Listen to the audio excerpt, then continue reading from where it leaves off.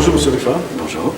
Merci d'être venu à cette cinquième édition des Assises de la transformation digitale en tant que nouveau patron de GFI pour la zone Afrique et Moyen-Orient. Quels sont aujourd'hui vos axes stratégiques pour développer GFI en Afrique? Alors, je vais juste préciser une petite chose. J'ai effectivement rejoint GFI au mois d'août, après avoir passé 16 ans chez Atos et 11 ans chez Capgemini, pour prendre la direction internationale du groupe GFI. Ça touche donc l'ensemble du globe, même si GFI est concentré sur l'Europe, la France, bien entendu, l'Europe du Sud, l'Afrique. Et donc, effectivement, vous le mentionnez, il y a un gros point focus sur l'Afrique. Je participe pour la première fois à ces réunions qui sont extrêmement intéressantes, j'y reviendrai tout à l'heure. Mais le développement, clairement, de GFI en Afrique, aujourd'hui, nous sommes présents au Maroc, nous sommes présents en Côte d'Ivoire. L'idée, avec nos nouveaux actionnaires, est de développer à la fois avec une croissance organique, mais aussi une croissance externe, c'est-à-dire des acquisitions de sociétés qui vont se dérouler sur les 2 années à venir. Il y a une forte volonté de développement sur l'Afrique pour déployer l'ensemble de nos offres, qui sont les offres de conseil, les offres d'infogérance, des offres d'intégration de systèmes, et ça dans les secteurs télécom, dans les secteurs publics, dans le secteur bancaire, et aussi pour le compte de l'industrie, où on intègre aujourd'hui déjà beaucoup des ERP pour l'ensemble du secteur industriel en Afrique. Voilà. Forte volonté de développement. Vous avez mentionné tout à l'heure que les pays stratégiques que vous avez visés aujourd'hui, c'est le Maroc et la Côte d'Ivoire où vous êtes présents. Et quels sont demain les pays sur lesquels GFI va s'implanter? Alors,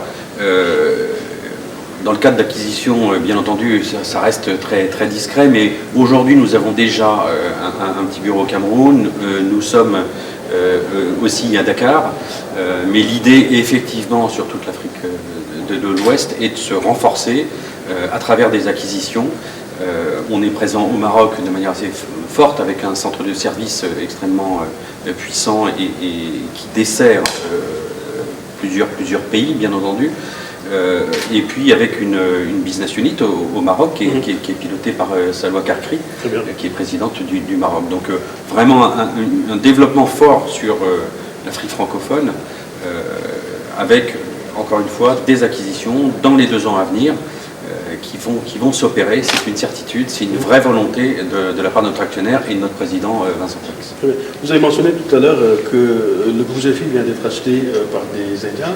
Et l'objectif, c'est de doubler le chiffre d'affaires dans les années à venir.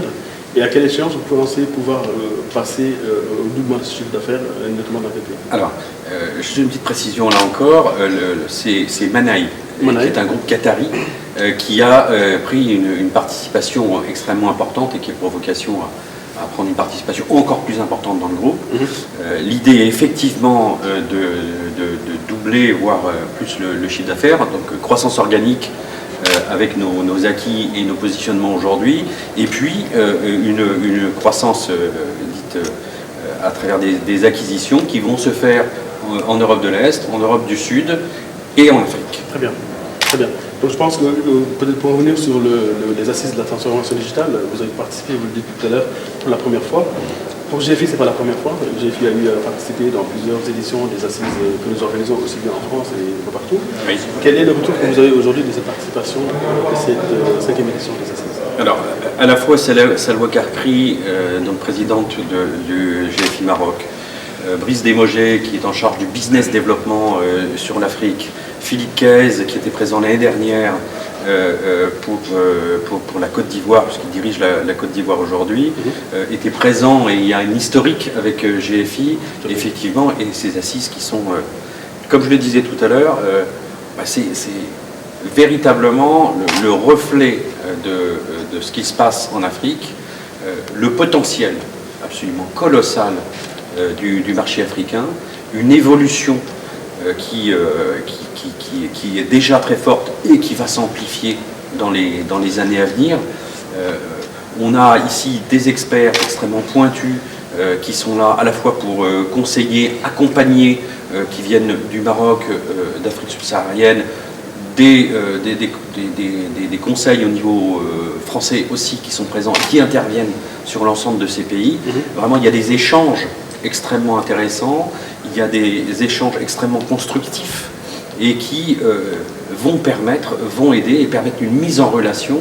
Moi, ce que j'ai particulièrement apprécié, c'est qu'il y a des initiatives et des projets structurants dans un certain nombre de pays, et le message de dire réutilisons ça, réutilisons le potentiel, l'existant, ce qu'un pays est en train de faire pour le déployer. Dans le secteur public, ce qu'on appelle le Smart City, GFI est extrêmement présent dans cet environnement-là et il y a une vraie offre dans ce domaine-là. On fait un certain nombre de choses aujourd'hui en Côte d'Ivoire. Bien entendu, il faut le déployer sur les autres pays. Ce qui a fonctionné dans un pays doit être réutilisé dans les autres. C'est fondamental. Très bien. Merci en tout cas, M. Riffa. Ça a été un plaisir. Merci bien. Merci beaucoup. Au revoir. Au revoir. Rendez-vous en octobre prochain pour la 6e édition des Assises de la transformation digitale.